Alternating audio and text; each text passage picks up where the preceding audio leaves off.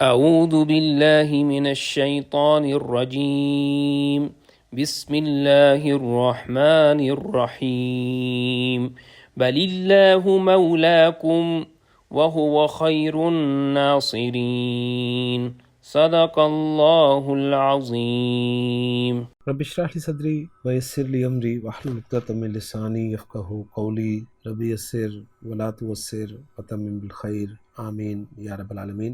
آج کے لیکچر میں ہم انشاءاللہ تعالی سورہ آل عمران کی آیت نمبر 150 کو گرامیٹیکلی انالائز کرنے کی کوشش کریں گے۔ ایک مختصر سی آیت ہے جس کی تلاوت ابھی آپ نے سنی ہے۔ آیت اسکرین پہ آپ دیکھ رہے ہیں، وقف کی ایک علامت کے ساتھ آیت نظر آ رہی ہے آپ کو، لہٰذا آیت کے حصے ہوں گے دو۔ پہلا حصہ ہوگا بل اللہ مولاکم اور دوسرا ہوگا وہو خیر الناصرین۔ اب جو پہلا حصہ ہے اس کے الفاظ سے بات کریں گے۔ پہلا لفظ بل ہے جو کہ حرف ہے، حرف اضراب کہلاتا ہے۔ یہ اس میں جلالہ مرفوع استعمال ہوا ہے۔ مولا کا لفظ جو ہے یہ بھی یہاں پر مرفوع ہے۔ مرفوع، منصوب، مجرور تینوں طرح اس طرح ہی لکھا اور پڑھا جاتا ہے۔ بہت سارے معنی میں استعمال ہوتا ہے، کارساز یہاں اس کے معنی کیے جائیں گے۔ کم ضمیر مجرور متصل جمع مذکر حاضر کے ساتھ لگی ہوئی ہے۔ پہلے حصے کے الفاظ مکمل ہو گئے، چلتے ہیں دوسرے حصے کے الفاظ کی طرف۔ پہلا لفظ واو حرف ہے، ہوا ضمیر مرفوع منفصل جمع مذکر غائب کی آپ دیکھ رہے ہیں۔ خیر کا لفظ مرفوع ہے جس کے بعد الناصرین جو ہے وہ الناصرون کی منصوب یا مجرور فارم ہے، اور الناصرون الناصر کی جمع ہے، اور الناصر صیغہ اسم الفاعل ہے، نصر ینصر سے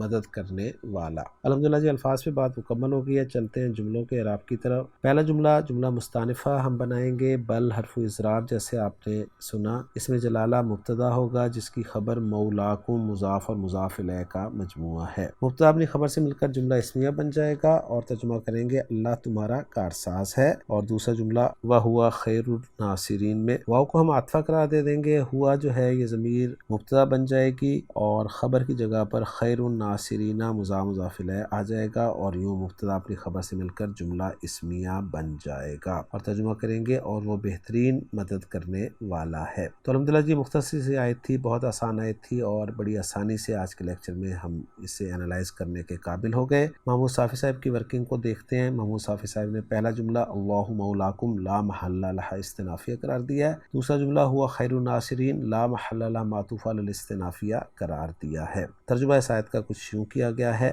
بل اللہ مولاکم بلکہ اللہ ہی تمہارا مالک ہے، وہو خیر الناصرین اور وہ سب مدد کرنے والوں سے بہتر ہے۔ یہاں پر ایک پوائنٹ نوٹ کر لیں کہ اللہ تعالیٰ کے لیے جب اس طرح کے الفاظ آتے ہیں نا خیر الناصرین وغیرہ، تو یہ محاورہ کلام کے اعتبار سے ہے، ورنہ اس کے یہ معنی نہیں ہے کہ کچھ اور ناصرین بھی ہیں جن میں سے اللہ تعالیٰ سب سے بہتر ہے، بس یہ محاورہ ہے عربی زبان کا، تو اس لیے ہم ترجمہ کرتے ہیں بہترین مدد کرنے والا ہے۔ تو الحمدللہ جی آج کے لیکچر میں سورہ آل عمران کی آیت نمبر 150 ہم نے مکمل کر لی ہے۔ انشاءاللہ تعالیٰ اگلے لیکچر میں اگلی آیت کے ساتھ آپ سے ملاقات ہوگی۔ سبحانک اللہم و بحمدک اشہد ان لا الہ الا انت استغفرک و اتوب الیک۔